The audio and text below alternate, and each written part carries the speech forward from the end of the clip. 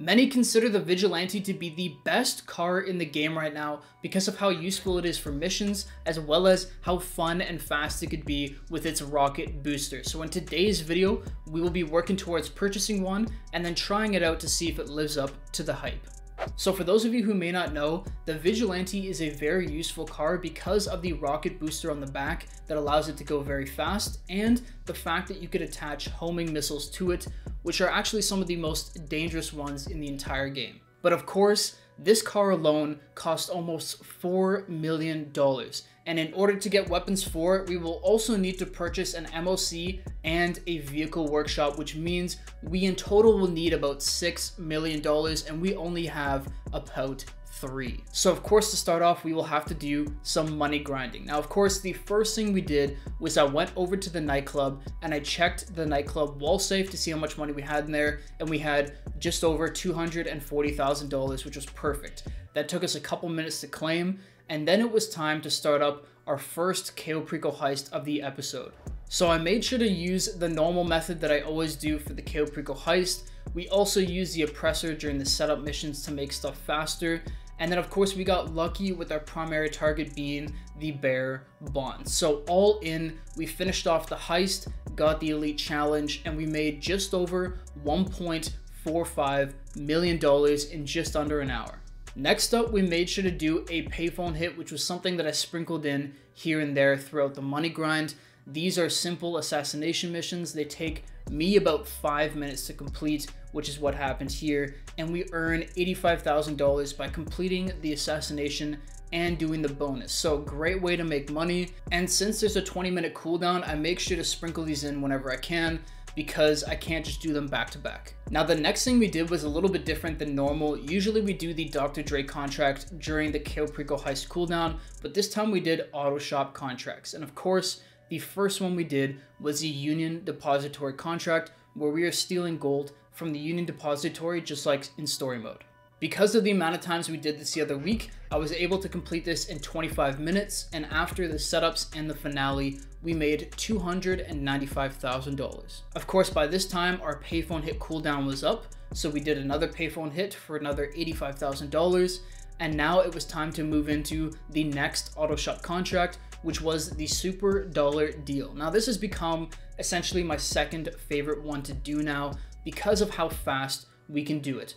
I found the way, or I'm using the method of using the oppressor during the finale, and this time it took only 16 minutes to complete, and we were paid out in total $190,000. There's not many things in this game that get better than that, so that was great to do. And of course, once again, we had the payphone hit cooldown at just a few minutes left, so I waited it out and then completed the final payphone hit for $85,000. So at this point in the money grind, we had just over an hour left to wait before we could do the second Cayo Perico heist. And usually at this time, I grind out stuff and just keep going. But I decided for this time to just chill, watch YouTube, relax, and when we came back, we started up our second Cayo Perico heist. Now, of course, because we started it up within 45 minutes of the cooldown ending, we were able to initiate hard mode, which means everything gets a 10% bump in money. Luckily, once again, we got the bearer bonds. We completed it extremely quickly this time because we were a little bit more efficient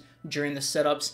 And so this one took 50 minutes to do, and it made us almost $1.6 million, meaning that we were well past the amount that we needed to buy the Vigilante, buy the MOC, and all the upgrades we needed for it. So with that, I went over to Warstock Cash and Carry and picked up the Vigilante for $3.75 million, and then went over and bought the MOC, plus got the vehicle workshop, which is what we needed for the car to be able to get missiles on the Vigilante, making this thing insane, and you guys will see here in a little bit. So the MOC and the vehicle workshop ended up costing us about $2 million, which is crazy. We're well on our way to $6 million for this car. And then it was time to take it to the bunker, which is where our MOC is going to be. So we head over there, we went through the back of the MOC into the vehicle workshop, and then we're able to apply missiles. Now, not only did we buy missiles, because we had extra money, I also got engine upgrades, brake upgrades, and everything else that would make the Vigilante even more of a beast. So now that we had the car, it was now time to try it out. And of course, the thing I was most curious about was the rocket booster and how much of a speed difference did it make and what kind of things could we do with it. So of course, I took it for a bit of a spin around the map, and one thing I did not realize was that the recharge for this booster is very quick. If I'm not mistaken, it's like 3 to 5 seconds that all 4 wheels have to be on the ground. That's how long it takes for the booster to recharge, which means that when you're driving normally, you could essentially just drive, wait a few seconds, then hit the booster again and keep doing that over and over and over again, making this car extremely fast. But also, not only that, making it easier to get around the map. If you could go onto the hills and hit jumps, this thing flies. This brings me to the second thing. Not only is this booster makes the car very fast, this thing also, I swear this car like defies gravity. This thing floats for way longer than any other vehicle that I know.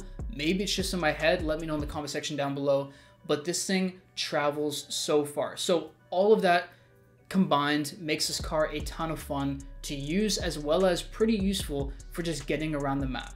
But of course, that is only half of the vehicle. The other half is the fact that it is a weaponized vehicle and relatively armored. So of course, we did equip the missiles onto the car, and these things are considered to be the best homing missiles by any vehicle that can be used in missions, which of course is one of the main reasons why we got the vehicle in the first place, because we want to use it for the High Society leak mission with the Dr. Dre contract. So all we had to do was we drove over to the mansion in our normal car.